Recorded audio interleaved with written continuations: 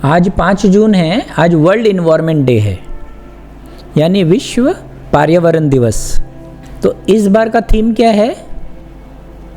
2025 है। इस बार का थीम है ending plastic pollution. Global hashtag है बीट प्लास्टिक पॉल्यूशन। ये रिपब्लिक ऑफ कोरिया में हो रहा है। तो हम सब जानते हैं आज के दिन प्लास्टिक सबसे बड़ी समस्या है। अब ये प्लास्टिक किसने बनाया है? हम ही लोगों ने बनाया है, और यह अब हमारे सामने बहुत बड़ी समस्या बनकर आ गई है। अच्छा, अब ये जो वर्ल्ड इन्वायरमेंट डे है, ये पहली बार कब शुरू हुआ?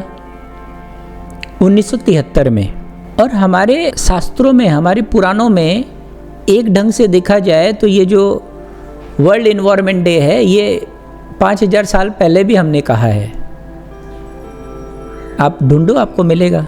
हम वर्ल्ड इन्वायरमेंट डे के दिन क्या कहना चाहते हैं कि अगर हमने अपने पर्यावरण को नहीं बचाया तो ये पृथ्वी नहीं बचेगी। यानी क्या होगा? प्रलय आ जाएगा। यही तो कहना चाहते हैं। ये जो क्लाइमेटिक चेंज की बात हो रही है, क्लाइमेटिक चेंज होने से क्या होगा? तापमान बढ़ जाएगा। हाँ, ग्लेशियर जो है कि गलने लग जाएंगे और पूरा पृथ्वी जलमग्न हो जाएगा। तो ये प्रलय की बात हुई। तो प्रलय की बात हमने कही है कि नहीं? पुराणों में कही है ना। अब ये जो 10 अवतार हैं विष्णु के, उसमें जो पहला मत्स्य अवतार है और वो जो मत्स्य पुराण है, तो उसमें तो ऐसी ही बात है कि जब मनुष्य जो है मूर्खतापूर्ण काम करने लगता है तो जो धरती है वो सहन नहीं कर पाती है और जलमग्न हो जाती है और प्रलय आ जाता है। तो ये बहुत पुरानी बात है, मैं ये कहना चाहता हूँ।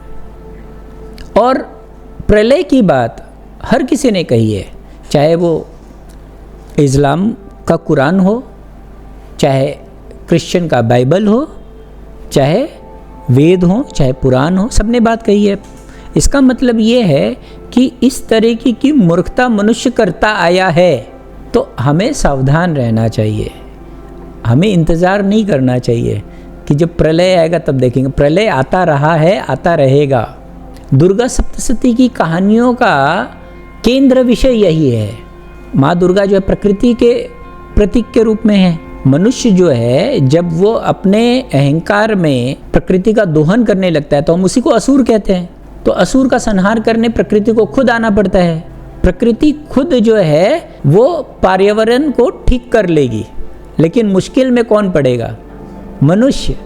हम, हमारा जीवन, हमारी सभ्यता, हमारी संस्कृति सब प्रलयमग्न हो जाएंगे। तो इस बात का ख्याल रखना चाहिए कि यह दिन जो है बहुत महत्वपूर्ण दिन है, ये समझने के लिए कि प्रलय जो है वो उतोपिया नहीं है। प्रलय कहीं ना कहीं सच घटना है। इसीलिए सभी सभ्यताओं ने इसकी बात कही है, सभी ग्रंथों ने इसकी बात कही है।